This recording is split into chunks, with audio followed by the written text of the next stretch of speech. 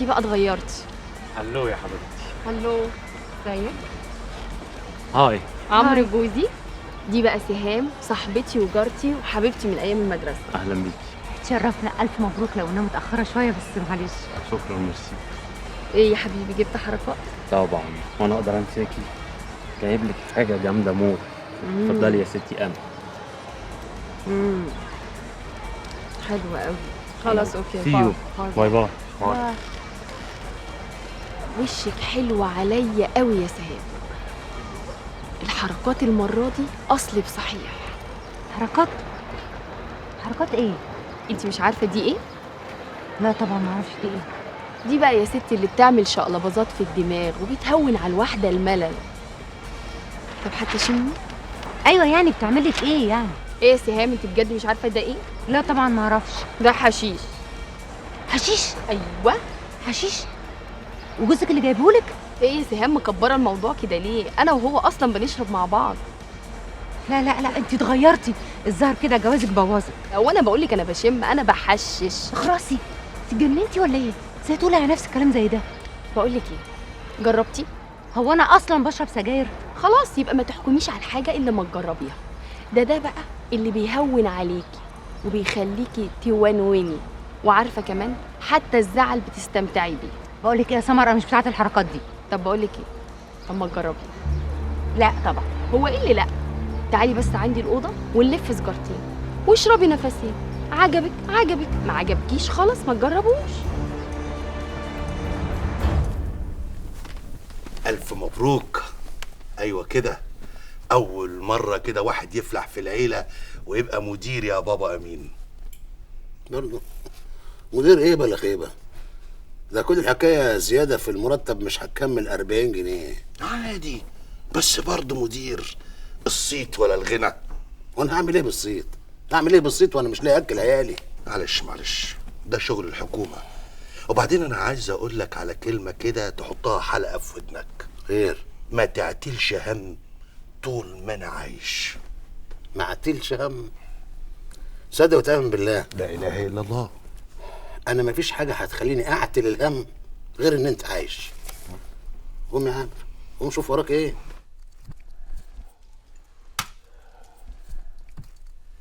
اهلا وسهلا. اهلا وسهلا عم زغلول. يعز مقدارك يا عمنا. اجيب لكم تاني؟ اشرب ايه؟ دي تالت كوبايه نشرب.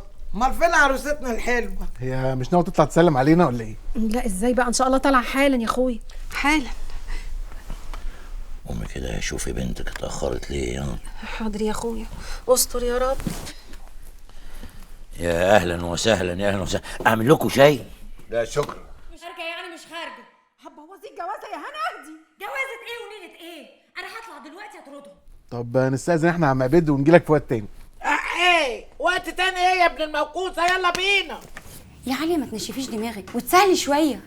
اتسهل شويه في ايه؟ خلصي دراستك زي ما انا ما عملت، وسيبك من السياسه اللي ضيعتي فيها 3 سنين من عمرك في الجامعه، واول ما تتخرجي شغلك محجوز عند بابا في الشركه. يا بنتي اسمعي كلامي، مش هتخسري. مش هخسر. ومين قالك ان سكه بابا فيها اي مكاسب؟ طبعا فيها مكاسب وبالملايين كمان. ملايين؟ ملايين. يعني مثلا عقد عمله بابا بين شركتنا والحكومه هيكسبنا 7 مليون جنيه. 7 مليون جنيه؟ عقد ايه ده؟ مناقصه يا بنتي، ده بابا جامد قوي. ده دفع للوزير 5 مليون جنيه عشان بس ترسي المناقصه دي عليه، وكمان هيثم دخل شريك معاه. هيثم مين؟ ابن الوزير. هيثم ابن الوزير. وانتي بقى جبتي المعلومات دي منين؟ العقد عندي جوه في درج التسريحه، واوريهولك لو مش مصدقاني. عقد؟ وعقد بالاهميه دي في درج التسريحه عندك بيعمل ايه؟ عشان الصبح رايحه انا والمحامي الشهري العقاري نخلص شويه اجراءات. هو انا شويه؟ ده انا نائب المدير. بقى في صوره من العقد جوه في درج التسريحه، و5 مليون جنيه رشوه، وهيثم ابن الوزير. ده انا هوديكوا في 60 داهيه.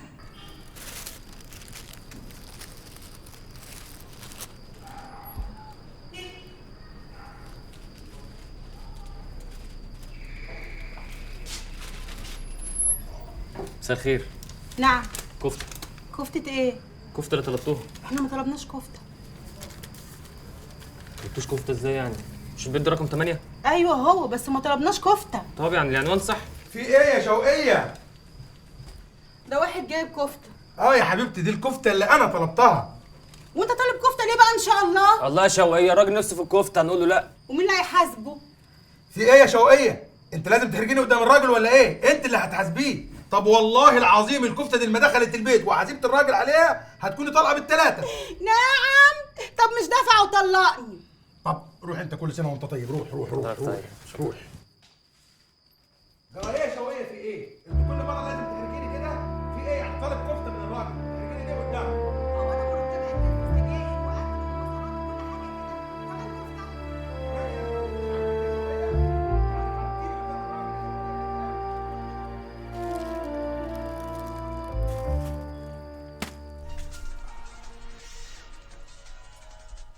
أخبار المال والأعمال، أهلا بكم.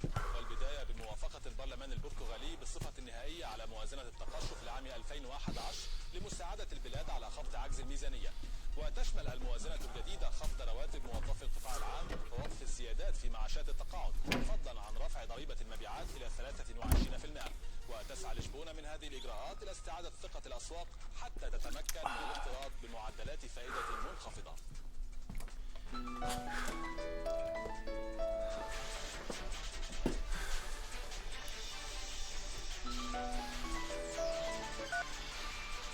يا سهام. ايوه يا سيف، انت فين؟ هتيجي امتى؟ ده انا مش هقدر اجي خالص. عندي شغل كتير وعندي استجوابات لسه ما اشتغلتش فيها. معلش يا حبيبتي، اسمعيني بس، بكره الصبح هبعت لك السواق ياخدك بدري. هعوضها لك مره تانية ان شاء الله. سلام.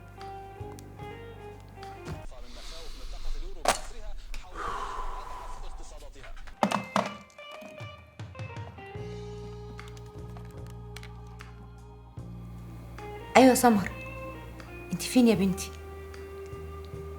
معاكي حركات؟ طب هاتيها وتعالي. لا جوزي مش جاي الليله دي. تعالي بقى عشان نونو انا وانتي للصبح.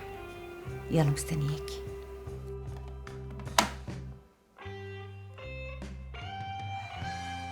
على فكرة يا آدم، انت اللي فتحتني في موضوعنا مش انا. معلش، اعتبريها غلطة. غلطة؟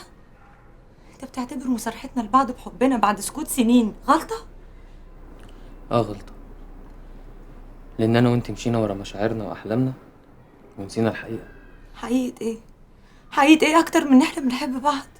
حقيقة إن الفقير ملوش حق يحلم، لأنه أصلا ما بينامش من غلبه. أنا كنت فاكرك أقوى من كده. يا ريتك ما صرحتني، يا ريتك ما صرحتني.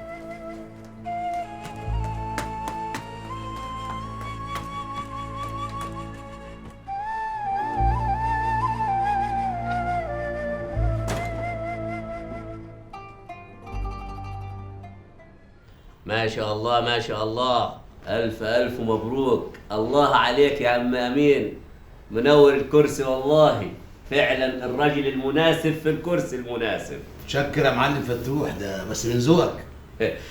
لا ده من حظك وسعدك وهناك وبختك الحلو. على ايه يا حسن؟ دي مسؤولية وهم ما يتلم. اخر المتمة ايه زيادة في المرتب 40 جنيه. ده بس الجواني، انما البراني حاجة تاني، حاجة تاني خالص. براني ايه؟ البراني برضك ملاليم، لا بيودي ولا بيجيب. اسكت يا راجل، اسكت اسكت، ده انا شارب الهم من كعاني. خلاص من النهارده هتودع الهم والغم والفقر، بس انت اسمع كلامي وهتاكل بقلاوه.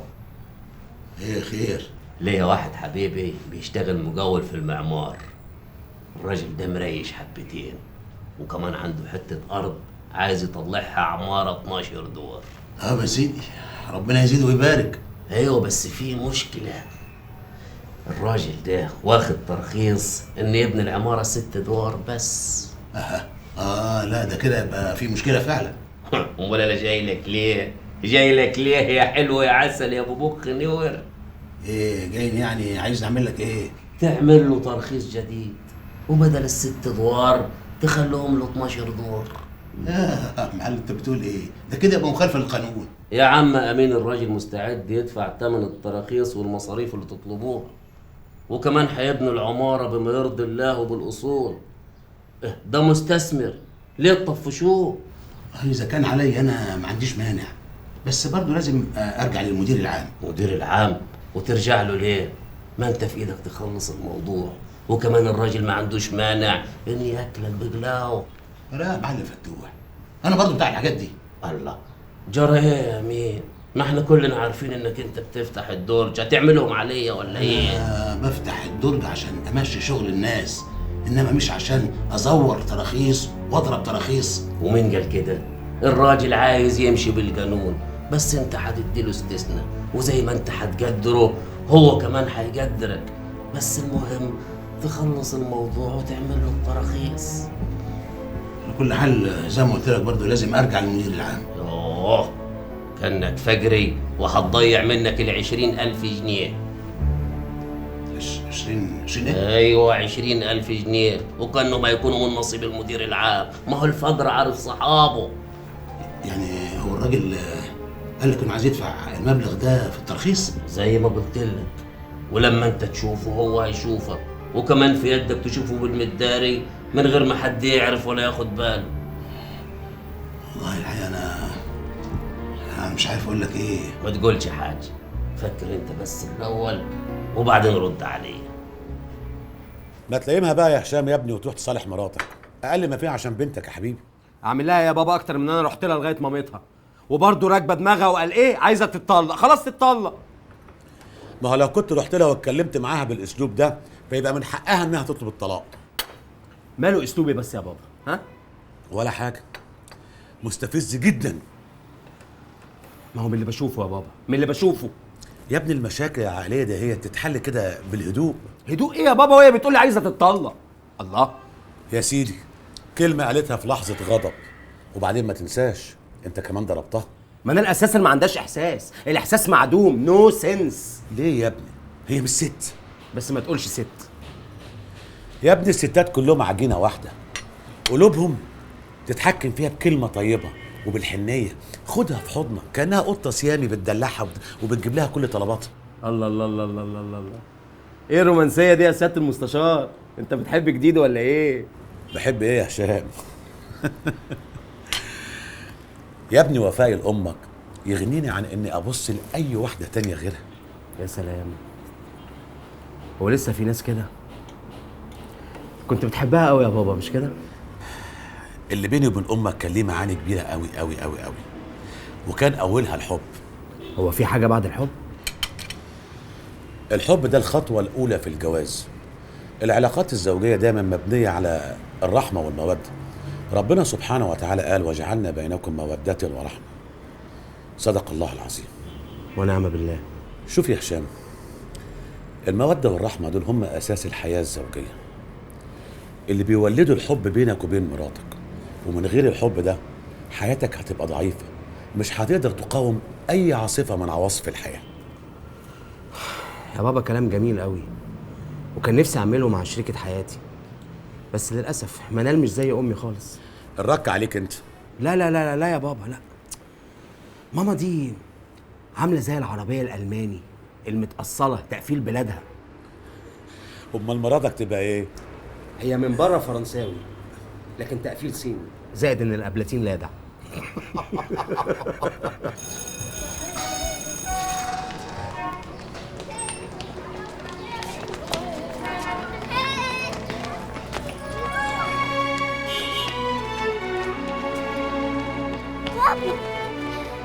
بابي وحشتني قوي. وانت كمان وحشتيني يا روح قلب بابي. انت جاي تاخدنا عشان نروح بيتنا؟ هنروح بيتنا بس نستنى مامي. طب يلا، مستني ايه؟ ياه، ده انا اوضتي وحشتني قوي يا حبيبه قلبي. طيب عموما احنا نستنى مامي، اول ما تيجي ناخدها كلنا ونروح البيت. ماشي اتفقنا؟ اتفقنا. وهجيب لك ايس كريم كمان. ايه الحلاوه دي يا بت؟ انت ايه الحلاوه دي يا هشام؟ بت عيب. هشام ايه قدام زمايلك كده والمدرسين؟ ما ينفعش. لا هشام. لا مفيش هشام. لا هشام. وحشتيني يا كلبه، وحشتيني. على فكره يا امير، طنطيس اللي عامله عزومه الغدا دي يا حبيبي مخصوص علشانك. ميرسي يا طنط، بس ده كتير قوي على فكره. ميرسي على ايه يا حبيبي؟ انت نورتنا النهارده. اهلا وسهلا بيكم. ابوك الله يرحمه كان من اعز اصدقائي، كانت اخلاقه عاليه قوي، من النادر انك تلاقي حد زيه النهارده. البركة في أمير بقى يا أنكل، ده طالع صورة طبق الأصل من بابا. هو انت اجازتك قد ايه يا امير؟ I came back for good. مش ناوي ارجع امريكا خالص. غريبة، قليل قوي لما حد يبقى هاجر امريكا ويقرر يرجع مصر، او اكشلي ما شفتهاش قبل كده اصلا بصراحة. اقول لك، انا يا ستي بصراحه اكتشفت اني عامل بالظبط زي السمكه، ما اقدرش اعيش بره ميتي. وبعدين بصراحه المجتمع هناك اكستريملي ماتيرياليستيك، يعني مجتمع مادي قوي وعملي قوي. بصراحه ما عرفتش اتكيف معاه بشكل كامل. ده انت كده بقى غاوي بيروقراطيه وبتعشق طوابير العيش. مش للدرجه دي يا عم، بس هقول لحضرتك على حاجه. تخيل بقى ان النوع ده من المشاكل اللي موجوده في مصر، اي نعم مش موجوده بره، بس هي نفس المشاكل اللي بتدي للحياه طعم وبتحليها. طعم؟ دي بتعطلها وتمررها يا امير. بالعكس. طب هقول لك على حاجه، مش الناس هنا بتقف مثلا في طوابير العيش؟ خدتي بالك ان هم عاده بيقعدوا يتكلموا ويدردشوا مع بعض لغايه لما الدور يجي عليهم؟ امريكا بقى everything is computerized، يعني ما حدش بيكلمك اساسا. نظرة غريبة قوي. مش غريبه ولا حاجه، يعني ممكن تكون غريبه عشان شويه مختلفه عن النغمه السائده، بس صدقيني يا نانسي، الشرق بكل مساوئه ما اعرفش فيه كده دفى غريب بيشد حتى اهل الغرب ليه. شايفة يا نونو الكلام العاقل يا حبيبتي؟ على رأي المثل، اسأل مجرب ولا تسألش طبيب يا حبيبتي. مش كل البلاد زي بعض يا ماما، ايطاليا غير امريكا خالص. انت عايزه تسافري ايطاليا؟ هجرة مش سفر عادي. طب وليه؟ يعني ليه عايزه تسيبي اهلك وتروحي تعيشي غريبه في بلد لوحدك؟ تفرق ايه؟ ما انا برضو هنا حاسه اني لوحدي. كده برضو يا نانسي؟ ليه يا حبيبتي بتقولي كده؟ واحنا رحنا فين؟ يا مامي انتوا اهلي وانا بحبكم وكل حاجه، بس احنا بنشوف بعض قد ايه في اليوم؟ ساعتين؟ الصبح ساعه وبالليل قبل ما ننام. غير كده يا ماما انا طول اليوم في الشغل وبتعامل مع الناس مش مع اهلي. وبعدين زي ما انتوا موجودين هنا، في حاجات تانية انا كنت بحبها وما بقتش موجوده هنا، واكيد وجودي هيفكرني بيها. انا عارف ان صدمه موت جو اثرت فيكي وحزنتنا كلنا، بس المفروض لما نحب حد نفضل جنبه، مش ندور ازاي نبعد عنه. انا جو جوايا، حتى لو رحت اخر الدنيا هيفضل معايا. انا حاسس بيك يا نانسي، وعارف قد ايه انت حزينه، بس كنت عايز اسالك انت ليه لابسه ملون؟ اصل جو ما بيحبش الاسود. قصدك ما كانش بيحب الاسود؟ بصي يا نانسي، حكم الصداقه والعشره اللي ما بيننا من ساعه ما كنا صغيرين، لازم اصارحك بالحقيقه. حقيقتي؟ انك من شده الصدمه مش عايزه تصدقي. وانت مش عرفك بالكلام ده؟ انت كنت دخلت جوايا وعرفت يعني ولا ايه؟ طريقتك في الكلام دي بتاكد لي ان انا صح. اوكي، حتى لو كنت صح انا حره، ما تسيبوني في حالي بقى.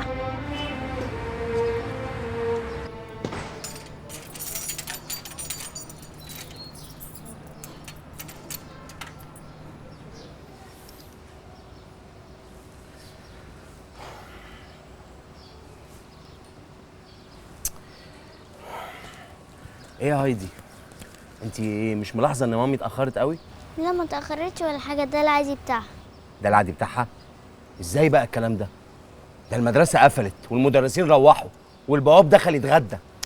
لا ما هي لما ماما بتتاخر عليا انا بقعد استناها بالحوش وبيقفلوا عليا باب المدرسه. يا صلاه النبي، كمان يلا يلا يا بنتي يلا.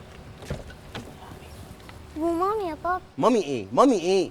مامي دي تيجي براحتها، لما تيجي براحتها بقى وتخش تاكل لقمه مع البواب تبقى تجيلنا براحتها. اتفضلي.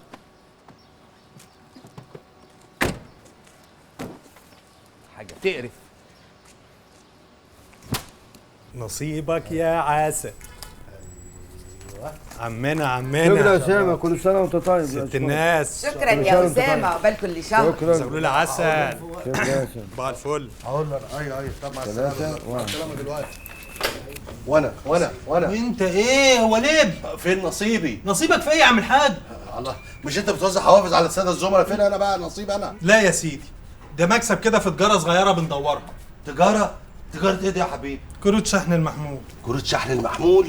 وانت بتفهم في كروت شحن المحمول دي؟ وانا عمري اشتغلتها. امال اشتغلتها ازاي يا ابني؟ انا وكم واحد هنا حاطين فلوسنا مع واحد بيفهم في اللعبه دي وبيشغل لنا الفلوس. وشغل لكم الفلوس دي طبعا؟ بيني وبينك انا بعت صيغه مراتي وحطيت الفلوس اللي معايا كلها معاهم، والحمد لله رجعت اللي دفعته ودلوقتي بكسب. يا ابن اللذينه، ده انت كده بتكسب فلوس كتير قوي يالا. قر يا عامر قر. اقر ايه يا ابني، اقر ايه؟ بقول لك ايه، ما تديني كده اتفرج على ال 100 جنيه وخدها تاني. ده انت ساذج قوي.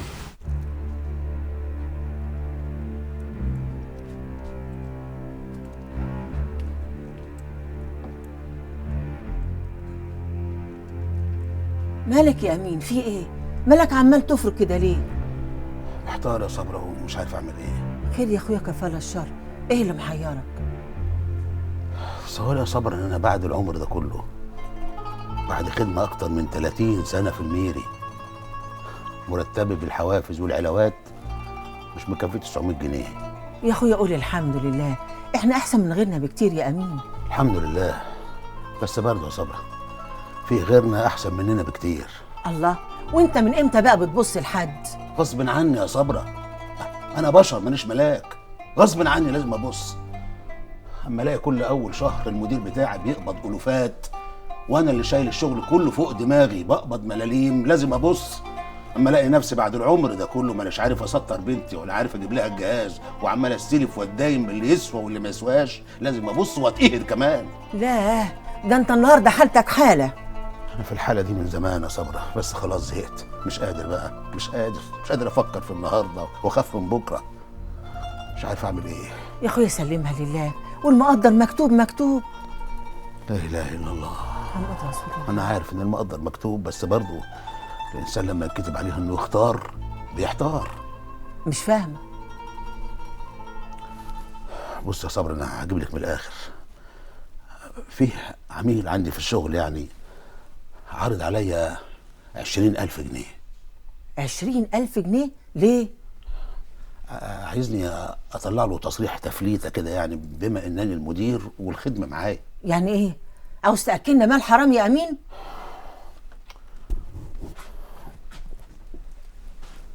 ايه بس؟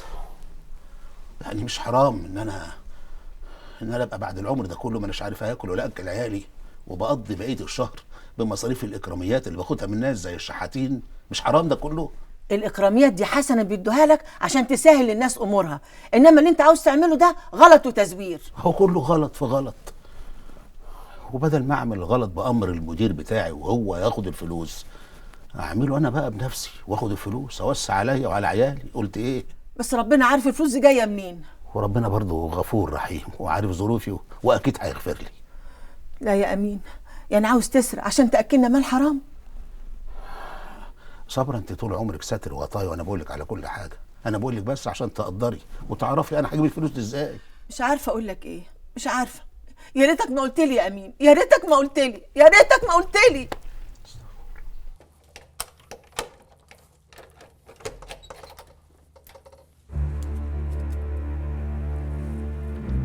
نعم. عاوزه ايه؟ انت ايه اللي خلاك تروح الحضانه وتاخد البنت من هناك؟ امال كنت عاوزاني اسيبها مرميه في الشارع لحد سعادتك ما تتعطفي وتروحي تاخديها بعد ساعتين تاخير؟ افرضي كان حد خطفها، كان هيبقى ايه الوضع دلوقتي؟ انت قاصد تضغط عليا عشان ارجع لك يعني؟ يمكن كنت عاوزك ترجعي عشان البنت تتربى وسطينا مش اكتر، لكن كل يوم بيعدي بتثبتي لي ان بعدها عنك في امان ليها وراحه ليا من سخافات كتير. بس انت اخدتها عشان ارجع لك وانا متاكده من ده. بنتك عندك جوه، ممكن تخشي تطمني عليها، انما انسي انها تخرج من هنا على اي حته تانية. يعني ايه؟ يعني زي ما انا بقول لك كده، لو عاوزه بنتك خليكي جنبها، ما انت للاسف امها ولا يمكن اقدر احرمها منك.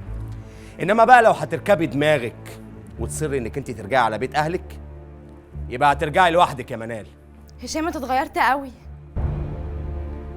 انا خلاص فاض بيا الكيل منك ومن عمايلك، مش قادر اتحمل عمايلك السودا اكتر من كده. شوفي ما اقولك، يا تمشي زي الالف زي ما انا عايز وتسمعي الكلام، يا الباب اهو. فاهمه؟ فاهمه.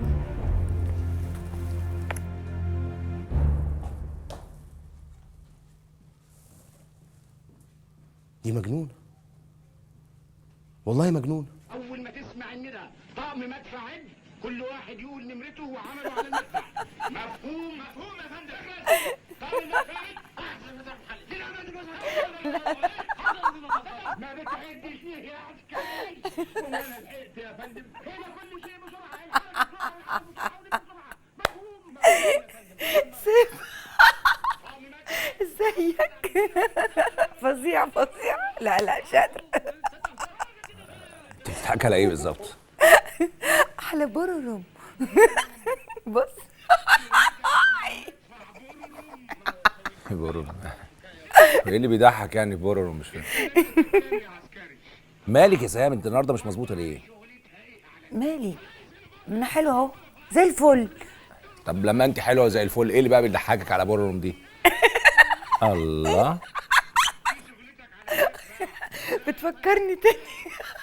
في ايه؟ اصله في جامد موت. لا ده افيه قديم موت وشفناه 500 مره قبل كده.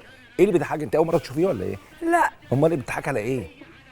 اصل اول مره اسرح فيه وافهمه. تخيل بقى يا سيف ان شغلة الواحد في الحياه تبقى برر. خرفت تقولي ايه بالظبط؟ انت فيكي ايه؟ تصدق انا نفسي برر. وانت كمان تلاقي نفسك بررم ومش واخد بالك. انا بررم. انا العقيد بررم الحديدي. هلا حلو. لا انت النهارده مش طبيعيه. انت في ايه؟ مالك؟ ولا حاجه يا حبيبي، ما فيش حاجه. اصل انا ما جاليش نوم فخدت حبايه منوم. بنقول ايه؟ طب ما تنامي عادي زي الناس يعني. اصل من كتر ما نمت في السخنه فجيت هنا لقيت نفسي مش عارفه انام، فقلت اعمل ايه؟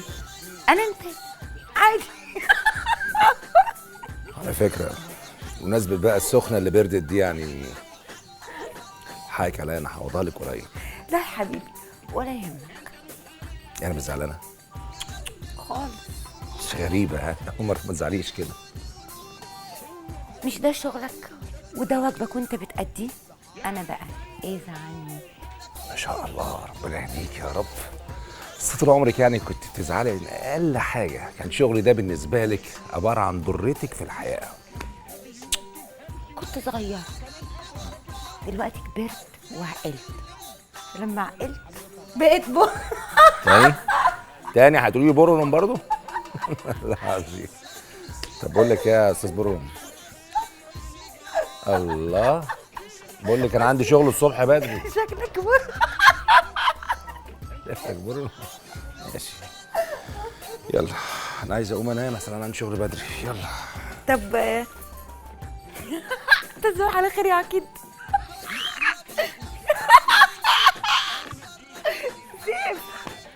سيف حديدي يا بررم.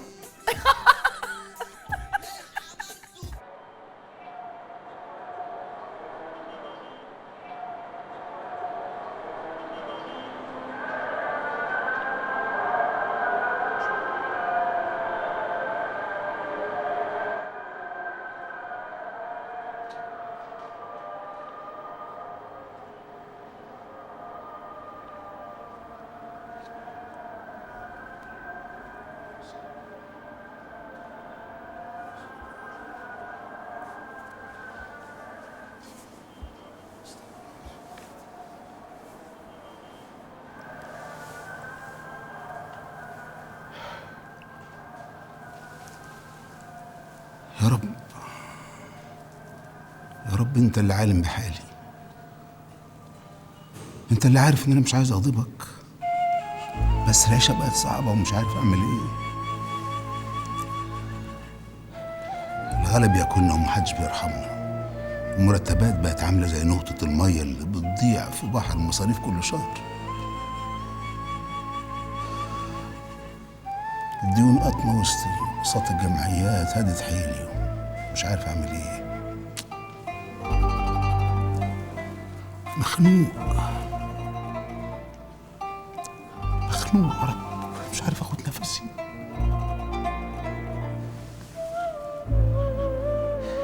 زمان لما كنت بقبض مرتب صغير كان مكفيني ومكفي مصاريف عيالي، وكنت باكلهم لحمه كل يوم.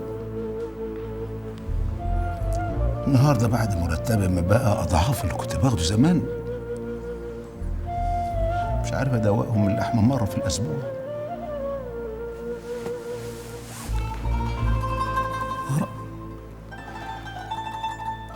مرتبات بقت عامله زي خيل السبق، بتجري تسابق الاسعار، لا عارفه تسبقها ولا حتى قادره تحصلها. واحنا شايلين الهم وساكتين وراضيين ومطحونين، مش عارفين اخرتها ايه.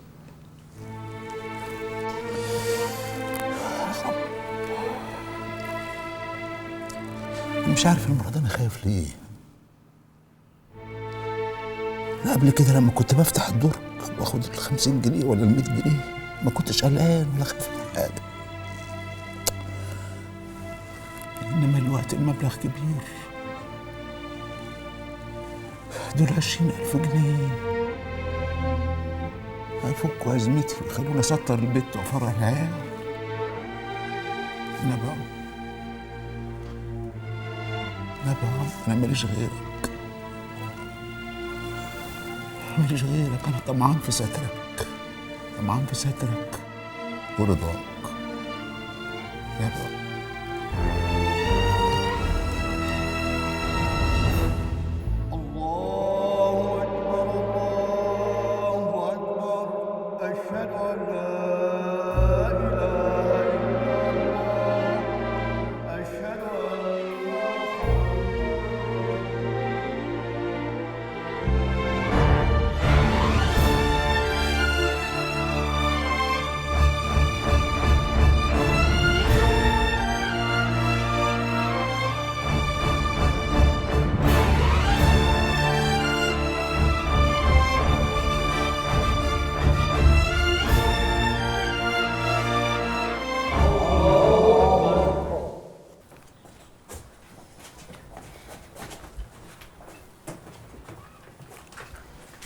ايه التكشيره دي بقى؟ طيب يا ستي حقك عليا، انا بجد حسيت ان انا خذلتك. خذلتني؟ انت كسرتني يا ادم. هو ده اللي جابني عندك دلوقتي عشان اقول لك ما تزعليش وعشان منك تسامحيني. مش هينفع يا ادم. انا يبقى انت لسه زعلانه؟ زعلانه. احنا ممكن نبقى جيران بس مش هينفع نبقى حبايب تاني. انت اتخليت عني يا ادم في الوقت اللي انا كنت فيه متمسكه بيك. ربنا الوحيد اللي عالم بالضغوط اللي عليا. انا خايف اوعدك بحاجات كتير ما اقدرش احققها لك بسبب فقري. انت فعلا وعدتني انك هتتمسك بيا، وفي اول موقف جالك عشان تختار سبتني. ده اكبر دليل ان علاقتنا ما كانتش حقيقيه زي ما انا كنت فاكره. بحبك، وده السبب اللي خلاني افكر ان احنا نبعد عن بعض. انا عندي هموم كتير قوي مش عايز اشاركك معايا فيها. ادي يا سيدي 10,000 جنيه اهم. متشكرين يا معلم على البن الخليجي ده، والله الحاجه هتدعي لك قوي. مالك خايف ليه كده يا عم امين؟ هو انت شويه يا راجل ولا ايه؟ يا معلم فتوح برضه من خاف سلم. هموم بالهنا والشفا. انا هطلع لك التصريح تاخده وتروح الخزنه تدفع، وبعدين تصوروا ماكرو فيلم، وبالليل تقابلني على القهوه ومعاك بقيه الاتعاب. ايه ده؟ طب والختم؟ بكره الصبح ان شاء الله. وليه مش دلوقتي؟ يا ريا يا معلم اضمن حق الاول. انت بتخوننا ولا ايه يا عم امين؟ لا يا معلم فتوح، بس ولاد الحرام ما خلوش لولاد الحلال حاجه. ربنا يستر. أسامة أس صرفت 160 جنيه هم، تخلي بالك منهم في رقبتك. يوم الخميس اللي جاي يجوا لي 4500 جنيه. انت بتقول ايه؟ بلاش، يجوا لي التلات اللي بعده 3.5. يمشي معاك الكلام ده؟ يا ابني هي دي فلوس اصلا. ايوه فلوس، امال انت شايفها ايه؟ قماش انتريه ده مكتوب عليها البنك اهو، اهو فلوس. راجل حرام عليك، دي ملاليم يا راجل. خلاص يا حبيبي، ايدي على كتفك بقى وخليهم لي ملايين. ملايين مره واحده. شكرا يا عم جاد. شكرا يا عم. ايه رايك؟ خليهم لي مليون واحد، مش عايز اكتر من كده. والله ما ينفع. وما ينفعش ازاي؟ هو حلال عليك وعلى الناس دي وحرام عليا انا ولا ايه يا اسامه؟ الراجل ده ما بيشغلش لحد مبلغ اقل من 5000 جنيه. 5000 جنيه ايه؟ هو اللي معاه 5000 جنيه بيروح الشغل اساسا؟ هي دي طريقته يا سيدي، هي دي طريقته، ما بيشغلش لحد مبلغ اقل من كده. ده راجل طماع قوي الراجل ده. مش طماع ولا حاجه، المبالغ الكبيره دي هي اللي بتربي معاه، انما الملاليم بقى الصغيره دي بتلخبطه. وبعدين يا راجل هي دي فلوس، ده ما يجيبوش كارتين شحن. ما يجيبوش كارتين شحن. افرجها من عندك يا رب، افرجها من عندك يا رب، وما تحرجناش لحد ابدا. نعم يا رب.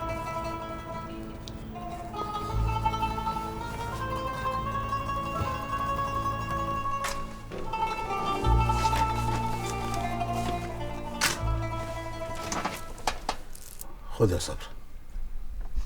ايه دول يا اخويا؟ فلوس. ايوه فلوس. بتاعت ايه الفلوس دي؟ حطيهم في الدولاب من سكات يا صبرا وبلاش كتر كلام. ايوه مش هعرف بتاعت مين الفلوس دي. ما هو اصل اصل ايه يا امين؟ اوعى كنا عملتها